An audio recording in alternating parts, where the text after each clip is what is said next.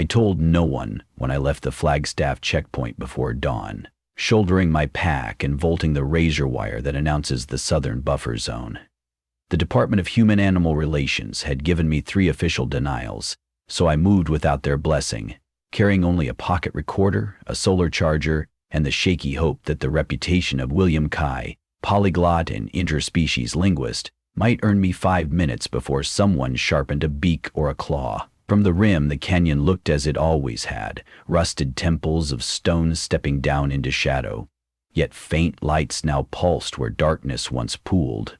The rumors were true. The Grand Canyon had become the first metropolis of the newly awakened fauna. Descending the Bright Angel Trail, I found the earth subtly rearranged. Water stations had been rebuilt with bamboo piping. Brittle signage had been replaced by slate slabs carved in precise pictograms. The hoofprints of bighorn sheep formed orderly switchbacks beside the human trail as if someone had drafted a traffic plan. Occasionally I heard engines, but their pitch was wrong for diesel. Later I would learn they were mammoth-powered dynamos, literally pachyderms turning cranks.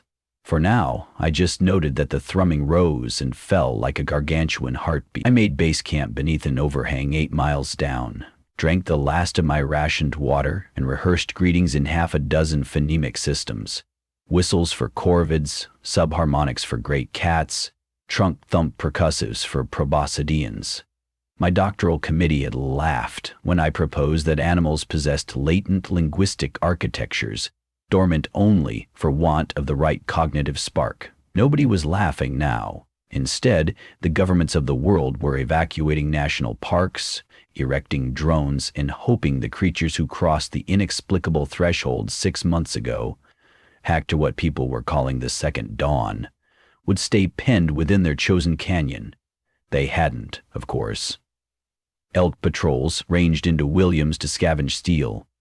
Coyotes, newly literate, rewired cell towers into long-distance signal beacons. Yet no human who entered the inner gorge had come out again. Some speculated massacre, others a utopian sanctuary that refused to break quarantine. I had no expectations, only questions. At sunrise I continued, and by mid-afternoon I reached what once was Phantom Ranch. It had become something other. A hub of polished juniper pylons and woven grass walkways cantilevered over the Colorado. Suspended banners depicted interlocking silhouettes. A cougar curled around a condor, a ringtail cradling a rattlesnake.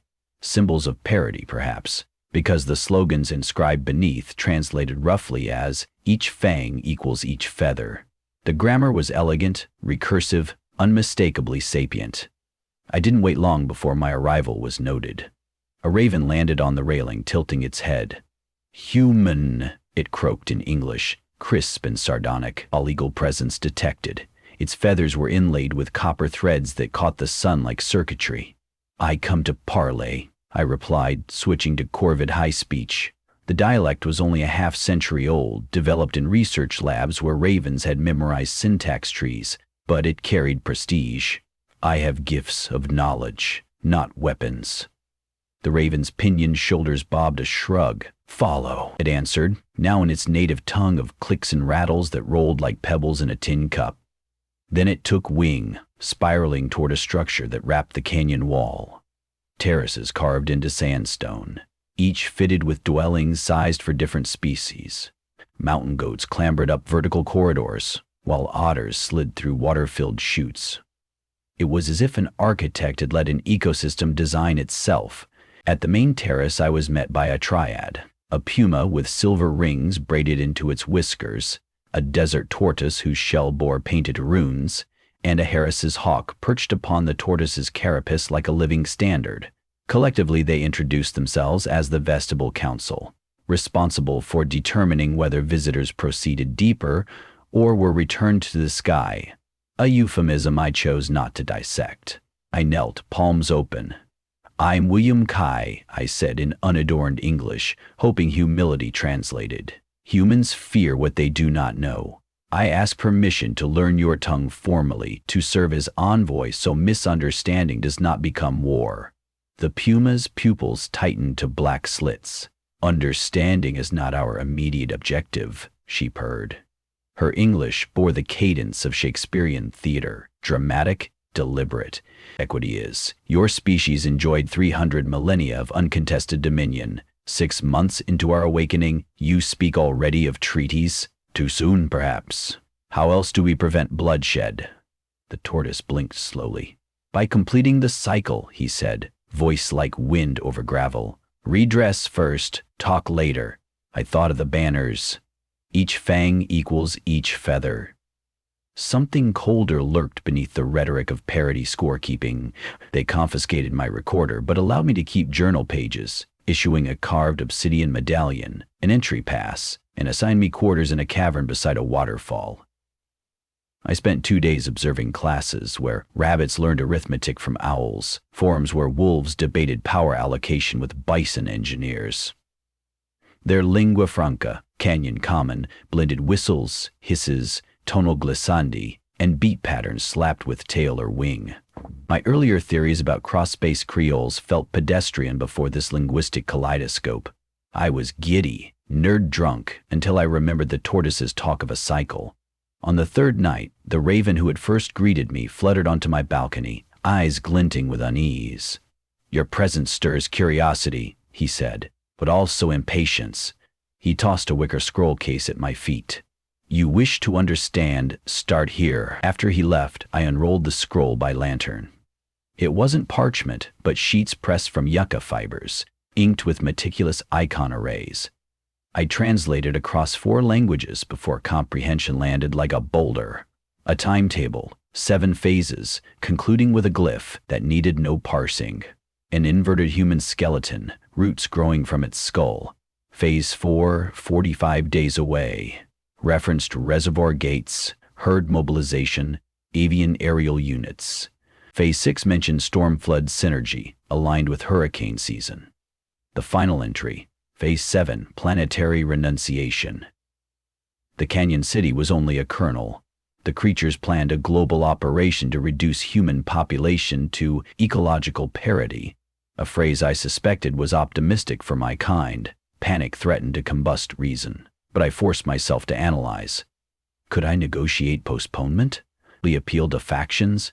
I needed allies inside the city, others unsure about genocide disguised as justice. The next morning, I sought the small mammals quarter. Prerequisite permissions be damned. If any clade bore grudges, yet also understood vulnerability, it was they, perpetually prey in the old order. I found a council of prairie dogs orchestrating irrigation pumps, their high-speed squeaks mapping to variables that would delight any civil engineer. When I approached, conversation halted.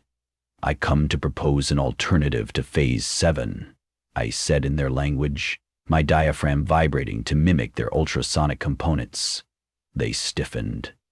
Cycle is sacred, their leader replied, whiskers twitching. Deviation equals betrayal. But the cycle concludes with annihilation. Surely some of you question whether blood buys balance. A younger prairie dog flicked his tail. What of your slaughterhouses, your laboratory cages? You're right, I conceded. Humans have sins large as continents. But rectifying horror with horror perpetuates the arithmetic of cruelty. Let's draft a new ledger. They chattered among themselves. Finally, the elder said, We will listen further if you bring endorsements. He tapped my medallion. Without wider blessing, your speech is only leaf in wind. I left uncertain whether I'd earned possibility or merely delayed expulsion. By dusk, I had requested audiences with groups across the taxonomic spectrum. Some ignored me. Others, like the beavers overseeing hydroelectric dams, were cautiously receptive when I praised their water wheel algorithms. Progress, but slow. That evening, the puma from the vestibule council summoned me to a courtyard overlooking the river, moonlight purling across her tawny hide. Word travels, she said. You sow hesitation. I sow dialogue, I replied. Nothing grows in soil salted with corpses. Her ears flattened. Then perhaps you should not have salted ours. She escorted me to the canyon floor where a copse of cottonwoods had become a sepulchre. Bones elk, coyote, condor were arranged in concentric rings around a central human skeleton, bleached and broken, she narrated, voice flat. For centuries, predators were cold, scavengers poisoned, Habitats fractured. When the second dawn came, this infant civilization incubated amid remains of families gone because of management quotas. We will not forget.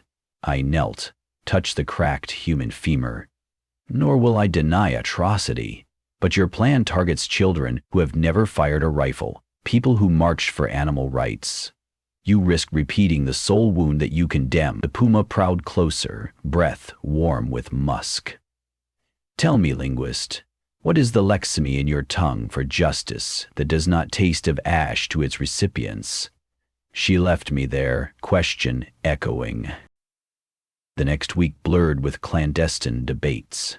I met raccoons who hacked satellite feeds, vultures who modeled atmospheric dispersal patterns, and a dolphin delegation that had navigated upriver through newly blasted canals. In every meeting I pressed the same counterpoint. Retribution would birth a cycle of arms races, genetic engineering, bioweapons. Some listened. Many didn't. Yet cracks appeared. A consortium of songbirds proposed an alternative path, establish autonomous bioregions where humans entered only by invitation. My heart leapt. Incremental but non-lethal. Day 31, I received an unsigned note. Meet at the Mammoth Rotunda, midnight. Come alone. The rotunda was a cavern so vast its ceiling held its own weather. When I arrived, columns of moonlit dust spiraled like ghosts. 10 figures emerged, representatives from species I'd engaged. The prairie dog elder stood beside a beaver engineer, a red-tailed hawk, a coyote philosopher, and others. They had convened what they called the Balance Caucus. We have 12 votes, the coyote said.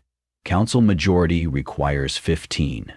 Convince 3 more pillars: large carnivores, core herbivores, apex aviaries, and Phase 7 pauses pending World Congress. Pause, not cancel, but a foothold. My window, 72 hours until Phase 4 launched. I'd targeted the elephants, symbols of memory, the wolves, enforcers of discipline, and the condors, who controlled aerial logistics. The elephants roamed a plateau above the North Rim. I trekked there by dawn, legs chafed raw. Their matriarch, Io, listened while flinging dust upon her back. Humans taught us pain with ivory harvest, yet also kindness in sanctuaries, she said, emerald eyes unreadable. We stand upon 2 memories. Which is heavier? I recited a parable from Hindu lore, where an elephant and a sparrow avert cosmic destruction through cooperation. Io's trunk brushed my shoulder, a benediction. We will lend 1 vote, she murmured. My chest unclenched. Next, the wolves. They met me at dusk atop a sandstone knob, their alpha, scarred and silver-furred, circled as I spoke of reciprocal oaths, of how a future consigned to perpetual vengeance devours its children. He barked laughter, touching, biped, yet weakness kills. I answered by revealing that I disabled, with 1 wire snip, an unattended pump feeding their water reservoir, then reconnected it. Power is not domination, I said. It is decision. I chose not to thirst you. Choose likewise for us. He stared, then dipped his muzzle. 1 vote, he granted. Finally, the condors. They roosted on a basalt spire, strung with fabric dirigibles. The fleet intended to carry toxins over Phoenix. I climbed at twilight, knuckles bleeding. Their spokeswoman, an old female whose wing tags from pre-dawn conservation efforts still fluttered, regarded me. Humans kept our egg line alive, she rasped. Also laced our skies with lead. Ambivalence weighs on hollow bones. I offered her my medallion. Proof I breached your fortress and trust you with my life, I said. Cast your vote for moratorium. Let us engineer a sky where gratitude outlives grievance. She clacked her beak. The sky remembers, but perhaps it can forgive. 3rd vote secured. Back at the rotunda, balance tipped, 15 votes. We drafted the moratorium accord, stipulating a 5-year halt to hostilities, bilateral exchange programs, restoration projects supervised by mixed committees. The document was encoded in multifold symbology, so every species could voice it. The vestibule council convened an emergency session. The puma prowled the dais, eyes ablaze. A minority of traitors sabotages the cycle, she thundered. But tradition binds us. Quorum determines course. She turned to me.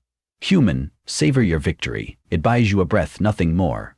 I exhaled, shaky with relief, and noticed the tortoise studying me, expression opaque. Then he spoke, barely audible. Cycles do not break, they coil. That night I struggled to sleep, too aware that a stay of execution is not innocence. Dawn cracked and sirens' avian shrieks, synced with beating drums, pierced the city. I stumbled outside to see the river choked with crimson silt. A landslide upstream had ruptured, burying an otter commune. Not sabotage nature. Yet panic surged. Rumors blamed human drones. Crowds gathered before the central tower, demanding reinstatement of the cycle. Fistfights, claw fights erupted. In the chaos, the puma spotted me and leapt onto a dais, bellowing, "Observe the fragility of compromise. Even the earth rebels against our mercy. Resume phase 4. I sprinted to the communications alcove where raccoon technicians monitored sat feeds. "Show the real cause," I begged. Terraces of code cascaded across barkskin monitors until a satellite image appeared. A rainstorm of freak intensity had triggered the slide. No human presence. I borrowed a portable hologlobe projector and ran to the plaza. Animals of every shape twitched with adrenaline. Some already donned battle gear, talon sheaths, horn, plating. I climbed a stack of crates, heart hammering, and cast the storm footage above the crowd. Gasps and growls coursed through the masses. "Accident," I shouted in Canyon Common.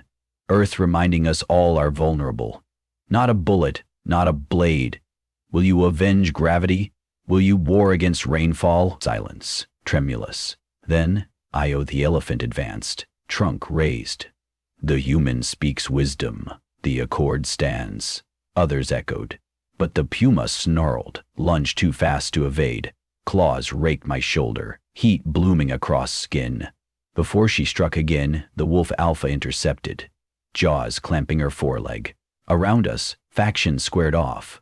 The Balance Caucus yelled ceasefire, and for a breath the canyon held 2 futures in its lungs. I forced myself upright, blood slick under my palm.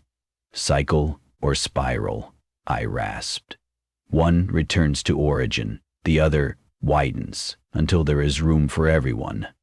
Maybe it was the sight of a limp otter pup carried from the mud, or the hush of elephants kneeling in communal grief, but something shifted. Weapons lowered.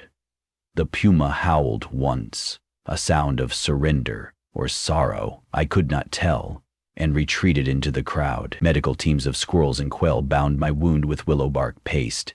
As I drifted before consciousness fled, I watched condors release their toxin sacs into the river, letting the chemicals dissolve harmlessly. Mammoths dragged sledges piled with instruments of war to be broken down for plowshares, or whatever the canyon equivalent might be. I woke 2 days later in a clinic carved into limestone, the raven seated at my bedside, polishing his copper thread feathers. "Congratulations," he said dryly. "You remain the only human not explicitly prohibited." "For now," I croaked. He inclined his head. "For now is all any of us has. Build wisely." In the weeks following, work began on the Polyglot Forum, a circular amphitheater where every seat was sized differently, accommodating hooves, paws, fins, and bipedal rears alike. I was appointed co-chair with the tortoise, whose earlier warning I now understood. Cycles coil, yes, but coils can also serve as springs, storing potential energy for leaps in any direction. On the day the inaugural session opened, I walked the terraces as sun painted the canyon walls incarnadine. Behind me unfurled a city neither wholly animal nor formerly human, but genuinely new hydroponic gardens tended by beavers and botanists, libraries where mountain lions read Braille, embossed tablets with whisker sensors, windmills shaped like maple samaras designed by hawk aerodynamicists, and human physicists collaborating over translated blueprints. The work ahead was colossal. Somewhere beyond the horizon, politicians still clamored for preemptive strikes, and not all animals had laid down their fury. Yet the Accord had purchased 5 precious years, a proof of concept that the spiral might widen rather than devour. I felt the weight of that possibility settle across my healing shoulders and realized I would live and die in this canyon, translator between worlds. When evening slipped into star-salted dark, the raven landed beside me. "What now, linguist?" he asked. Now, I said, we learn new words for forgiveness, ones that don't taste of ash to anyone. The canyon wind carried our voices down to the river and up again, a conversation poised perpetually between echo and answer.